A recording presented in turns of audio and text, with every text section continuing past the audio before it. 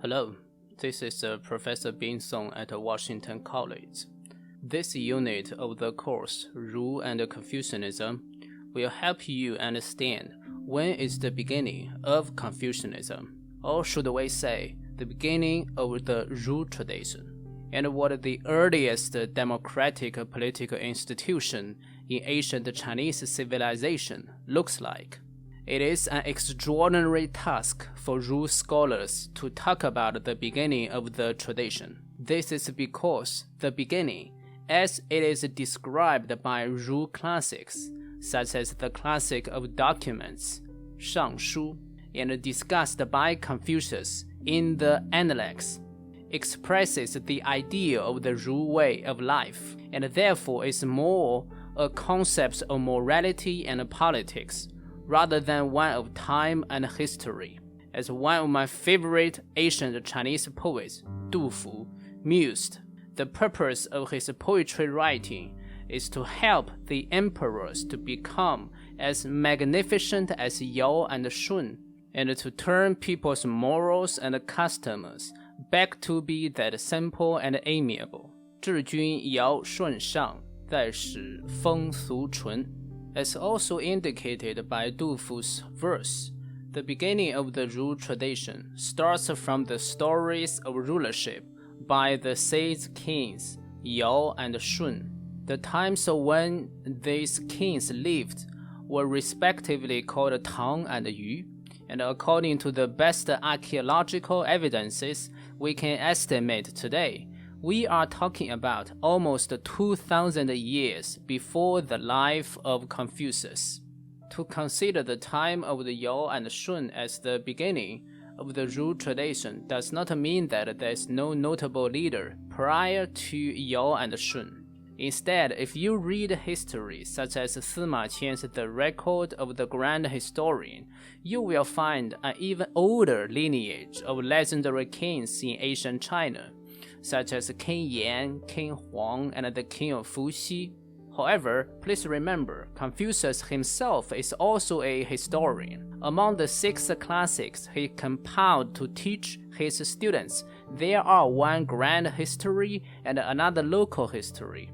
The grand history is titled as the Classic of Documents, and it is opened with the chapters about Yao and Shun. So, why did Confucius decide to put Yao and Shun at the beginning of the history, which matters greatly to the Rule tradition? From Confucius' discussion on related topics in the Analects, we find 2 reasons. Firstly, the factuality of anything beyond the time of Yao and Shun passed down to Confucius' purview was hardly to confirm. Secondly, which is more important, the personalities and the rulership of Yao and Shun represented an ideal of the Rule way of life, so that later Ruists can take this ideal as a supreme guidance to evaluate, live through, and contribute to varying regimes, societies, and times. In this sense, the stories of Yao and Shun, together with the one of Duke of Zhou, whom we will focus on later, are major resources of Confucius' thought and should be studied carefully by students interested in the Rule tradition today. Understood in this way, the crucial lesson we need to learn about the stories of Yao and Shun is, what kind of idea of Ruleism did they represent? To answer this question, we will focus upon Yao in this episode and Shun in next one. Do you still remember the text we once read about the Great Learning? It lays out a very concrete program of self-cultivation and social engagement for a Rule learner, starting from cultivating inner excellences, proceeding through loving and renewing the people, and aiming finally at abiding in the highest good, which is elaborated as peace and harmony throughout the world. Now, let's read the opening paragraph of the Classic of Documents and see how extraordinarily these 2 texts are related. Yao was reverential, intelligent, cultured, and thoughtful. Naturally and without effort, he was sincerely courteous and capable of all deference.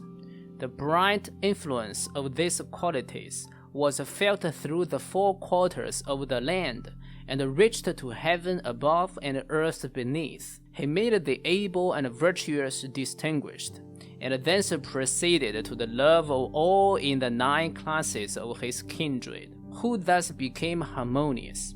He also regulated and polished the people of his domain, who all became brightly enlightened. Finally, he united and harmonized the myriad states, and so the black-haired people were transformed. The result was universal concord. In other words, Yao started to cultivate himself with all needed qualities to live a self-content personal life and to govern a country well. Then he was dedicated to aligning his extensive family. Finally, he influenced the people beyond his family and succeeded to unite a myriad of states and the heaven. Because he did this so well, he looked natural and without effort while achieving all of this. This effortless achievement was described by later rulers as embodying the virtue of non-action, 无为, a sign of the highest moral achievement of a ruist sage. If you continue to read these opening chapters of the classic of documents, you will find the details of Yao's policies by which he could achieve this effortless good governance. For instance, he appointed able and virtuous tenants to varying governmental posts, and set reasonable rules for the promotion of these governmental officials. He cherished the value of education and established offices to take charge of educating the people, particularly about how to better human relationships within families. He also governed the country primarily through the moral impacts generated by virtuous leadership, elegant music and rites, while secondarily through establishing laws and punishments. However, although these ways of governance by Yao all represent the rule ideal to a certain degree, none of them can surpass the influence of the institution called abdication, 禅让, which is about how to transition the supreme political power to the next king. According to the classic of documents, when Yao turned into old, he summoned an assembly of regional leaders to decide how to transition his power to next king.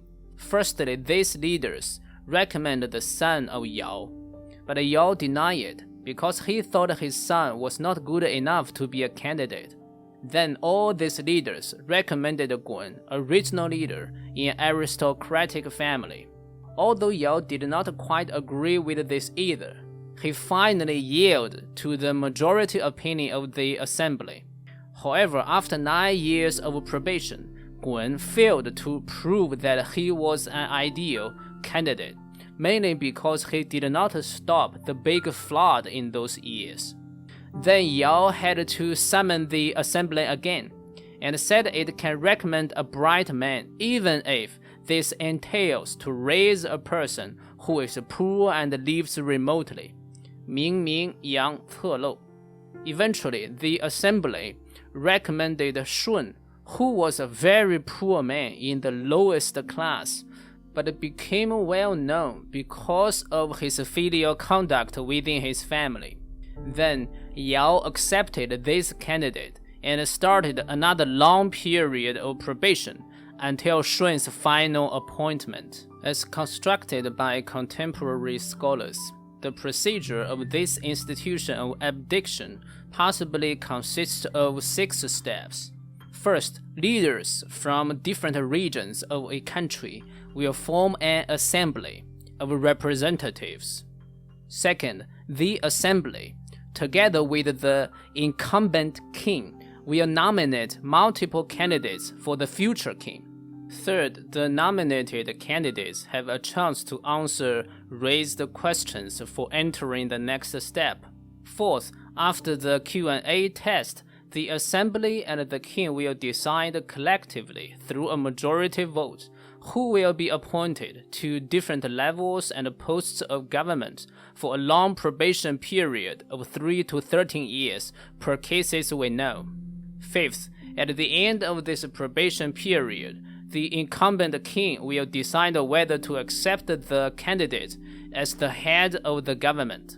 Sixth, if approved by the king, the candidate will be the head of the government, and when the incumbent king passes away, the head of the government will become the new king. During the tenure of the head of government, the king elected does not have the power to appoint new officials until the incumbent king passes away. Given these 6 steps of abdication, anyone familiar with the imperial history of ancient China will find how distinguishing it is. The later Chinese history is one of dynasty after dynasty, and each dynasty is ruled by a royal family with its distinctive surname. These royal families either overthrew the previous dynasty or unify a disintegrated country through sword and blood.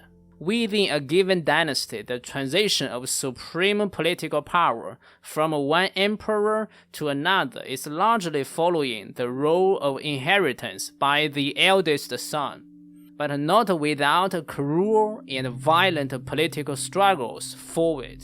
In contrast, the institution of abdication prevalent in the time of Yao and Shun succeeded in transitioning power with peace, and the balancing power from the assembly of regional leaders also gives us a glimpse into how the idea of democracy is not entirely alien to the minds in the earliest stage of Chinese civilization. More importantly, the willingness of Yao to yield his power to a poor commoner with an entirely different family name from him speaks to one most important ruist principle of ideal politics, that is to respect worthies, 尊贤, which means to guarantee that the most able and virtuous people can be appointed to the governmental positions fit for their talents. In the later development of ruist political philosophy, this human element was also thought of as the most important one for good governance within a fixed political institution. Unfortunately, this earliest democratic institution of abdication does not last long.